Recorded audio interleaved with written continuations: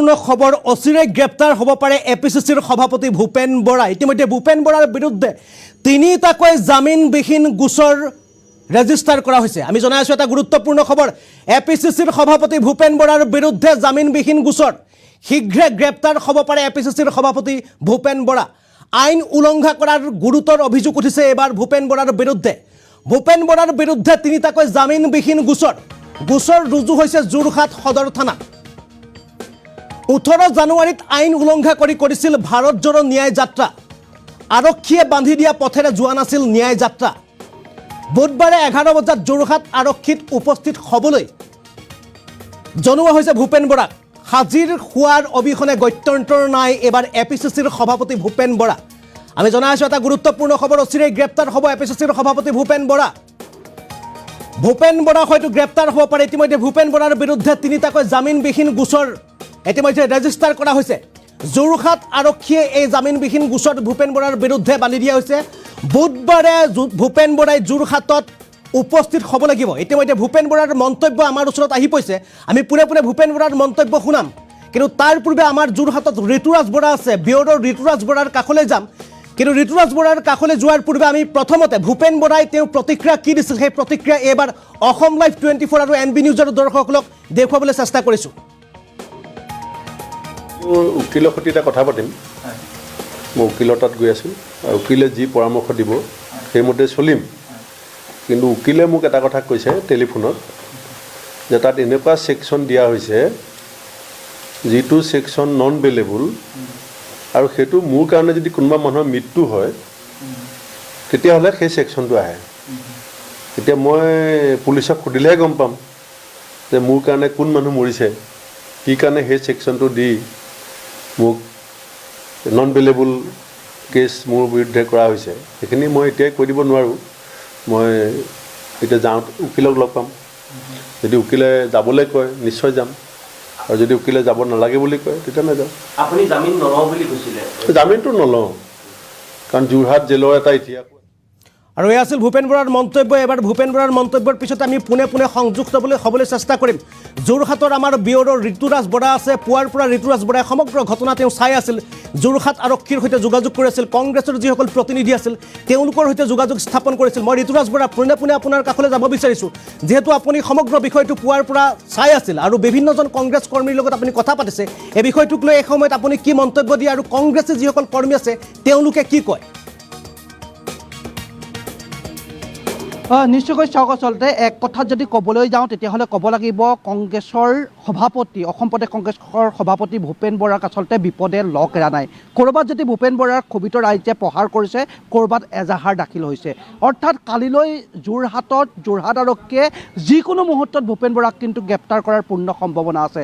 কাৰণ যোৱা 18 জানুৱাৰীত যোৰহাটৰ বুকুৱেদি যি ন্যায় জৰু যাত্ৰা, কংগ্ৰেছৰ যুৱৰাজ ৰাহুল গান্ধীয়ে ন্যায় জৰু যাত্ৰা কৰিছিলে, সেই যাত্ৰাত যোৰহাট প্ৰশাসনে যিটো পথৰ আচলতে নিৰ্দেশ বা অনুমতি প্ৰদান কৰিছিলে সেই পথেৰে নগৈ অন্য এটা পথেৰে আচলতে যোৰহাটৰ সেই ন্যায় জৰু যাত্ৰা পৰিচালিত হৈছিলে। যোৰহাটৰ লাহটিৰ পৰা দাস এংকৰ হৈ যোৰহাটৰ বৰুৱা চালিলৈকে আচলতে অনুমতি প্ৰদান কৰা হৈছিলে যোৰহাট প্ৰশাসনে। কিন্তু যোৰহাটৰ লাহটিৰ পৰা ৰাহুল গান্ধীৰ ন্যায় জৰু যাত্ৰা যোৰহাটৰ PW পইণ্টতেই আচলতে তেওঁলোকৰ ডাইৰেকশ্যন সলনি হৈছিলে। যোৰহাটৰ অত্যন্ত ব্যস্ত ব্যৱসায়িক প্ৰাণকেন্দ্ৰস্বৰূপ গড়আলিৰ পথেৰে এই যাত্ৰা কৰিছিলে, যাৰ বাবে যোৰহাট আৰক্ষীয়ে ৰাহুল গান্ধীৰ ন্যায় জৰু যাত্ৰাৰ আচলতে আইন শৃংখলা বিঘ্নিত হৈছে বুলি এক গোচৰ ৰুজু কৰা হৈছিলে। আৰু সেই গোচৰ সন্দৰ্ভতে কালিলৈ যোৰহাটৰ আৰক্ষীয়ে 11 বজাত কংগ্ৰেছৰ সভাপতি ভূপেন বৰাক তলব কৰিছে। আৰু যিকোনো মুহূৰ্তত মই এইটো কথা ক'ব পাৰোঁ, যিকোনো মুহূৰ্ততেই কিন্তু আমি যি পৰিৱেশ দেখিছোঁ ভূপেন বৰা গ্ৰেপ্তাৰ হ'ব পাৰে। কাৰণ তিনিটাকৈ ধাৰা ভূপেন বৰাৰ বিৰুদ্ধে জামিনবিহীন গোচৰ পৰিছে। কংগ্ৰেছ কৰ্মীসকল আছে, মই পোনে পোনে তেওঁলোকৰ পৰা মন্তব্য জানিবলৈ চেষ্টা কৰিম। যোৰহাটত 18 জানুৱাৰীত আপোনালোকৰ পদযাত্ৰা হৈছিলে ৰাহুল গান্ধীৰ নেতৃত্বত। তাৰপিছতেই আপোনালোকৰ পথৰ যি ডাইৰেকশ্যন যোৰহাট প্ৰশাসনে অনুমতি দিছিলে তাৰ বিপৰীতে আপোনালোকে গুচি গৈছিলে, যাৰ বাবে ভূপেন বৰাৰ বিৰুদ্ধে ইতিমধ্যে গোচৰ ৰুজু কৰিছে, জামিনবিহীন গোচৰ পৰিছে। কি ক'ব?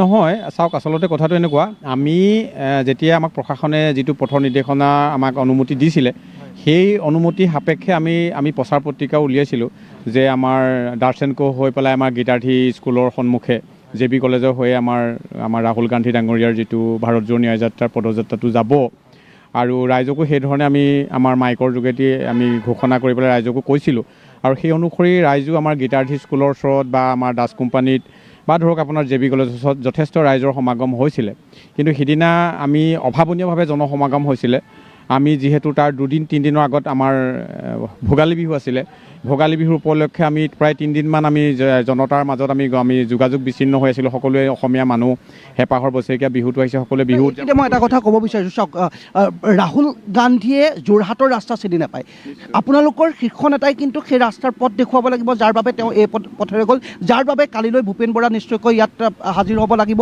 যোৰহাট আৰক্ষী তলব কৰিছে নহয় আচলতে সিদিনা এই পিছফালে যিমানখিনি মানুহৰ এটা ঠেলা হেঁচা হৈছিলে আৰু আমি পদযাত্ৰাটো আমাৰ এইফালেদি ইতিমধ্যে আমাৰ কেমেৰা গাড়ীখন আহি গৈছিলে আমাৰ যিটো KB ৰোড বুলি কয় আমাৰ দাসেনগৰ ফালে কেমেৰা গাড়ীখন ঘূৰিছিলে সেই এইটো চাৰিআলিটোতে আমাৰ যিটো PWD পুলিচ পইণ্ট আৰু সেই সময়তে ধৰক সিফালৰ পৰা যিমানটো ডাঙৰ এটা ঠেলা হেঁচা দি মিছাইলটো আহিছিলে আৰু সকলোখিনি মানে মানুহখিনি বিশেষকৈ যিখিনি মানুহ আছিলে সকলো মানুহ হয়তো অৱগত নাছিলে নেকি আমি ভাবোঁ তেওঁলোক মানে মানুহখিনিতো ইফালে গুচি গ'ল গৰালি ফালে আৰু গুচি যোৱাৰ লগে ঠেলা হেঁচা কোবত আমাৰ সকলোখিনি মানুহ সিফালেদি যেতিয়া ৰাইজৰ এটা নৈ পানী নিচিনাকৈ সুতে লৈ গুচি গ'ল আৰু তেতিয়া আমি ঘূৰি চাই দেখিছোঁ যে আমি অলপ আগত আছিলোঁ আমি এইফালেদি ঘূৰি দিছিলোঁ আমাৰ দাসেনগৰ ফালেদি আৰু তেতিয়া দেখিছোঁ তেনেকৈ মানুহখিনিয়ে ঠেলা হেঁচা কৰি ইফালে গুচি যোৱাৰ লগে লগে আমাৰ যিখন আমাৰ মিডিয়াৰ গাড়ী সেইখনো তেনেকৈ ইতিমধ্যে মই উল্লেখ কৰি আছোঁ মই আপোনাৰ কাষলৈ পুনৰ যাম মই আৰু এটা কথা এইখিনিতে উনুকিয়াই দিব বিচাৰিছোঁ এটা কথা উল্লেখ কৰিব বিচাৰিছোঁ ইতিমধ্যে ভূপেন বৰাৰ বিৰুদ্ধে 3টাকৈ জামিনবিহীন গোচৰ ৰেজিষ্টাৰ কৰা হৈছে মই গোচৰ নম্বৰকেইটা এই সময়ত কৈ দিব বিচাৰিছোঁ ইতিমধ্যে আণ্ডাৰ ছেকশ্যন 120B/143/147/108/208/323/553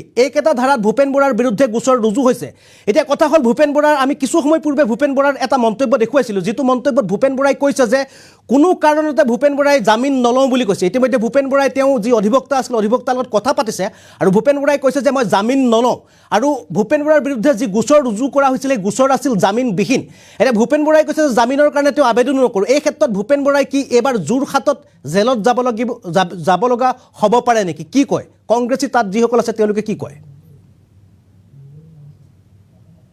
ষ্টুডিঅ'ৰ পৰা এটা প্ৰশ্ন আহিছে যিটো ভূপেন বৰাই ইতিমধ্যে প্ৰতিক্ৰিয়া আগবঢ়াইছে সংবাদ মাধ্যমৰ আগত কোনো কাৰণে তেখেতে জামিন নলওঁ বুলি কৈছে অৰ্থাৎ তেওঁৰ বিৰুদ্ধে কিন্তু জামিনবিহীন গোচৰ পৰিছে গতিকে তেখেত গ্ৰেপ্তাৰ হোৱাৰ পূৰ্ণ সম্ভাৱনা আছে নহয় যদি তেখেতে একচুৱেলি আমাৰ কংগ্ৰেছৰ যিটো আমাৰ মহাত্মা গান্ধী আদৰ্শ অনুপ্ৰাণিত আমি এটা দল ব্ৰিটিছৰ অধীনৰ পৰা ব্ৰিটিছৰ আমোলৰ পৰা আমি দেশ স্বাধীন কৰা এটা দলৰ এটা যিটো গৰিমা আছে ভূপেন বৰা ডাঙৰীয়াৰ সেই গৰিমাৰ সেই আদৰ্শই অনুপ্ৰাণিত হৈ পেলাই আচলতে এই কথাষাৰ কৈছে আপোনালোকে জানে ভূপেন বৰা ডাঙৰীয়াক বিষ পৰিয়াল আছিলে ন মূৰেৰে মানে গড়েৰে খুন্দিয়াই পেলাই তেখেতৰ নাক ভাঙি দিছিলে সেইটো জানো এটা আইন বিৰুদ্ধ কাম নহয় সেইটো ক্ষেত্ৰত সেই যিজন অপৰাধী তেওঁ আইনটো সকলোৰে কাৰণে সমান সেই আমি স্পষ্টকৈ আপোনালোকৰ সংবাদ মাধ্যমৰ আমি ভিজুৱেলত দেখিছোঁ যে এজনে মূৰটো হাওলাই পেলাই মূৰেৰে খুন্দিয়াই গড়েৰে যেনেকৈ মানুহ আক্ৰমণ কৰে তেনেকৈ জামুগুৰিহাটত আমাৰ ভূপেন বৰা ডাঙৰীয়াক নাকটো খুন্দিয়াই ভাঙি দিছে তেজেৰে আপোনাৰ টোপাল পৰি তেখেতৰ কাপোৰত তেজ পৰিছে গতিকে সেইবোৰ ক্ষেত্ৰত কিন্তু চৰকাৰে দেখিছোঁ আমি কোনো ধৰণৰ পদক্ষেপ গ্ৰহণ কৰা নাই আজিলৈকে সেইজন মানুহ মুক্ত বিচৰণ কৰি ফুৰিছে আমি ভূপেন বৰা ডাঙৰীয়াৰ সমৰ্থক বুলি নহয় কংগ্ৰেছ দলৰ আদৰ্শ অনুপ্ৰাণিত একোজন দলীয় তৃণমূল পৰ্যায়ৰ কৰ্মী হিচাপে কাইলৈ ভূপেন বৰা ডাঙৰীয়া থানাত আহোঁতে আমি লগত থাকিম কি ক'ব বাইদেউ এই গুৰুত্বপূৰ্ণ বিষয় এইটো বিষয়লৈ কি ক'ম আপোনালোকে দেখিছে পেপাৰ পত্ৰই দেখিছে তেখেতক চেমনজাৰী ধুবুৰীত গৈ কৈছে আৰু সেইটো মতে আইনখন হাতত কোনেও তুলি ল'ব নোৱাৰে আইন সকলোলৈ সমান বুলিয়ে ভাবিছোঁ আৰু সেইকাৰণে ভূপেন বৰা ডাঙৰীয়া সেই আইন মতে তেখেত সাজু হ'ব খুব থাকি পেলাই কিবা এটা দুখত তেওঁ কৈছে তেওঁৰ নাকত তেজ ওলাইছে আপোনালোকে দেখিছে জামুগুৰিহাটত এজন যুৱকে আৰু কেমেৰাত উঠি পৰিছে বিশেষকৈ জামিন নলওঁ বুলি কৈছে কোনো কাৰণতে গতিকে সেইটো আইনৰ কেছটো আইনেহে ক'ব তেওঁ আহি উপস্থিতটো হোৱা নাই হোৱাৰ পাছতহে গম পাব যে এইটো জামিন লোৱা কেছ নে জামিন নোলোৱা কেছ জামিনবিহীন এতিয়া আমি নাজানো সেইটো কাৰণে কি কাইলৈ আইনে থানাত যিজন OC ছাৰে হওক বা SP ছাৰে হওক থাকিব তেখেত যেতিয়া সাজু হ'ব আমি তেতিয়াহে আচলতে গম পাম এইটো কেছ আৰু ভুক্তভোগী আছে আপুনি গোটেই যোৰহাটৰ যাত্ৰাটোক আপুনি পৰিচালনা কৰিছিলে আপুনি চাইছিলে তাৰপিছত আপোনাৰ বিৰুদ্ধেও পৰিছে ধাৰা গোচৰ ৰুজু হৈছে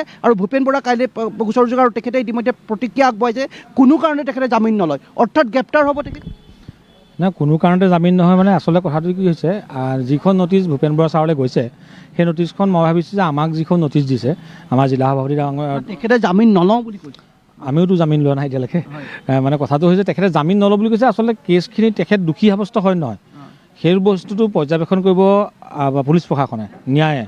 তেওঁ চুৰ ডকাইতটো কৰা নাই বা কাৰোবাক হত্যা কৰিবলৈতো যোৱা নাই। তেখেতে ৰেলী কৰি আহিছিলে। ৰেলীত ধৰক আপুনি এতিয়া আমি ক'বলৈ গ'লে আমি আনএক্সপেক্টেড, সেইদিনাখন লাহোটিত যিমানখিনি গেডাৰিং হৈছে আমি সিমান গেডাৰিং হ'ব বুলি ভবাই নাছিলোঁ। তো সেই ৰাইজৰ সোঁতত যদি এটা ৰাস্তা ভুলবশতঃ গুচি গৈছে আৰু তেওঁলোকতো আগবাঢ়ি আহিছিলে কেবি ৰোড হৈ, যিখন মেডিয়া পাৰ্চনৰ গাড়ী সেইখনো কেবি ৰোড হৈ আহিছে। তাৰপিছত আকৌ উভতি যাবলগীয়া হৈছে, ৰাইজ যিহেতু গুচি গৈছে গৰালি হৈ। এইবিলাকত চাওক, এতিয়া যোৰহাটত বাৰু ঠিক আছে ৰাস্তাটো ভুল হ'ল, কিবা কাৰণত টেকনিকেল কাৰণত ৰাস্তাটো ভুল হ'ল মানি ল'লোঁ। গুৱাহাটীত কি হ'ল, কিয় বন্ধ কৰি দিলে? গুৱাহাটীত যাবলৈ সত্ৰখন চাবলৈ কিয় নিদিলে? বৰদোৱালৈ যাবলৈ কেলৈ নিদিলে তেখেতক? তো এনেকুৱাবিলাক এইটো ৰাজনৈতিক শত্ৰুতামি হয় নহয়? সেই বস্তুটো আপোনালোকে নিজেও বিশ্লেষণ কৰিছে বা অসমৰ ৰাইজে বিশ্লেষণ কৰিব। আমি ৰাজনৈতিক ষড়যন্ত্ৰৰ বলি হৈছে বুলি ভাবে নেকি? নিশ্চয় মই এটা কথাই ক'ব খোজোঁ, আমি কংগ্ৰেছ দলে প্ৰায় 15 বছৰ ওপৰ আমি ৰাজত্ব কৰি আহিলোঁ, আমি শাসন কৰিলোঁ, আমি সুশাসন দিলোঁ, কিন্তু আমি কেতিয়াও ৰাজনৈতিক শত্ৰুতা আমি লোৱা নাছিলোঁ। কিন্তু আজি আমাৰ হিমন্ত বিশ্ব চৰকাৰৰ দিনত, শৰ্মাৰ চৰকাৰৰ দিনত আমি দেখা পাইছোঁ যে ৰাজনৈতিক আক্ৰোশৰ কাৰণে যেন কিবা এটা আছে, আৰু ব্যক্তিগতভাৱে যেন ৰাহুল গান্ধীৰ লগত হিমন্ত বিশ্ব শৰ্মাৰ কিবা এটা শত্ৰুতা আছে। সেইকাৰণে এই নাটকবাজিবিলাক চলিছে। গতিকে ৰাইজে চাই আছে, আমাৰ গণতন্ত্ৰত ৰাইজেই ৰজা, গতিকে ৰাইজে বিচাৰ কৰিব। গতিকে আমি এটা সৎ চিন্তাৰে আৰু চৰকাৰক এটাই আহ্বান জনাম, আমি কংগ্ৰেছ দলৰ কৰ্মী হিচাপে, যে ধৈৰ্য ৰাখি সুশাসন দি যাতে অসমখন সুশাসনত আৰু যাতে গণৰ আমাৰ ৰাইজৰ যাতে যিকোনো মুহূৰ্তত তেখেত গ্ৰেপ্তাৰ হ'ব পাৰে যদি তেখেতে জামিন নলয়, কি ক'ব? মই ঠিক তেনেকৈ ধৰণে নাভাবোঁ, যিহেতু আইন সকলোৰে কাৰণে সমান আৰু ইয়াত আমাৰ আইন বিশেষজ্ঞ আছে। গতিকে আইন বিশেষজ্ঞই যিটো দিশত আমাক পৰামৰ্শ দিব আমি সেইটো দিশতেই আমি যাম। কি ক'ব? মই উপৰোক্ত বক্তাসকলৰ লগত সহমত প্ৰকাশ কৰিছোঁ। এই ক্ষেত্ৰত আইনে ব্যৱস্থা ল'ব আৰু তেওঁৰ ধাৰাকেইটা কি পৰিছে বা আমি সিমান বিশেষ নাজানো। অভিজিত ফুকন ডাঙৰীয়াই ইতিমধ্যে কথাখিনি কৈছে, কিন্তু আমি এটা কথাই মই লগাব বিচাৰিছোঁ যে আইন সকলোৰে বাবে সমান হ'ব লাগে। অভিজিত ফুকনে যেনেদৰে কৈছে যে আমাৰ ইয়াত যদি কিবা ৰাইজৰ হেঁচাত পৰি সোঁতত যদি আমাৰ যিটো ৰাস্তাৰ ধৰি যদি ভুলো হৈছিলে কিবা কাৰিকৰী কাৰণত, তাৰ বিনিময়ত আমাৰ ইয়াত কেছ তৰিছে। ঠিক তেনেদৰে আজি ভূপেন বৰা ডাঙৰীয়াক মূৰেৰে আহত কৰিল, তাত দেখিলোঁ শিলগুটি দলিয়াইছে। আৰু তাৰোপৰি বৰদোৱা থানলৈ যোৱা ক্ষেত্ৰতো বাধা দিলে। বৰদোৱা থানতো বাৰু চৰকাৰীভাৱে বাধা দিলে, বাদ দিলোঁ। কিন্তু যিকেইজনে আইন হাতত তুলিলে তেওঁলোকৰ এগেইনষ্টত কিয় প্ৰশাসনে আজিলৈকে ব্যৱস্থা লোৱা নাই? তেওঁলোকৰ বিপৰীতেতো আজিলৈকে কেছ হ'ব লাগিছিলে, অকল কংগ্ৰেছৰ এগেইনষ্টত কিয় হৈছে? এইটো হ'ব নালাগে আচলতে। এনেধৰণে আচলতে কংগ্ৰেছ কৰ্মীসকলে মন্তব্য প্ৰকাশ কৰিছে। এক প্ৰকাৰে কংগ্ৰেছ কৰ্মীসকলে ক'ব বিচাৰিছে যে যোৰহাটতেই নহওক সমগ্ৰ ৰাজ্যত যি ৰাহুল গান্ধীৰ ন্যায়যোৰ যাত্ৰা সেয়া আচলতে ৰাজনৈতিক ষড়যন্ত্ৰৰ বলি হৈছে বুলি তেওঁলোকে উল্লেখ কৰিছে। কিন্তু এটা কথা এই মুহূৰ্তত কৈ থ'ব লাগিব, কালিলৈ 11 বজাত যোৰহাটত কিন্তু অসম প্ৰদেশৰ কংগ্ৰেছ কমিটিৰ সভাপতিগৰাকী উপস্থিত হ'বই লাগিব।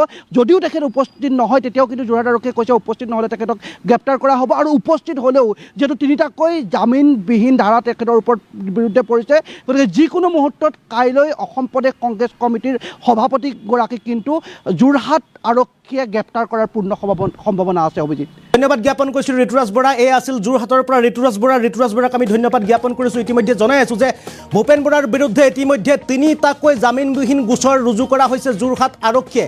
ইতিমধ্যে 18 জানুৱাৰীত যি ভাৰত জোড়ো ন্যায় যাত্ৰা হৈছিল ৰাহুল গান্ধীৰ লগত, এই ভাৰত জোড়ো ন্যায় যাত্ৰাৰ লগত সংগতি ৰাখি যি যোৰহাটত আৰক্ষীৰ ফালৰ পৰা যিটো পথৰ নিৰ্দেশনা দিয়া হৈছিল, সেই পথেৰে নগৈ ভূপেন বৰাই অন্য এটা পথ লৈছিল। অৰ্থাৎ ৰাহুল গান্ধীয়ে অন্য এটা পথেৰে যোৱাৰ বাবে তীব্ৰ যান জঁটৰ সৃষ্টি হৈছিল, যথেষ্ট সমস্যাৰ সৃষ্টি হৈছিল যোৰহাট আৰক্ষীৰ মাজত। আৰু ইয়াৰ বাবে যোৰহাট আৰক্ষীয়ে এইবাৰ APCCৰ সভাপতি ভূপেন বৰাৰ বিৰুদ্ধে 3টাকৈ জামিনবিহীন গোচৰৰ লগতে কেইবাটাও ধাৰা ভূপেন বৰাৰ বিৰুদ্ধে সন্নিৱিষ্ট কৰা হৈছে। আমি ধাৰাসমূহ পুনৰ জনাই আছোঁ। আণ্ডাৰ ছেকশ্যন 120B/115/143/147/188/200 323/5/353 এইকেইটা গোচৰত আৰু এইকেইটা যি ধাৰা আছিলে ধাৰাত ভূপেন বৰাৰ বিৰুদ্ধে লগোৱা হৈছে। আৰু কাইলৈ পুৱা ভূপেন বৰাই যোৰহাটত উপস্থিত হ'ব লাগিব।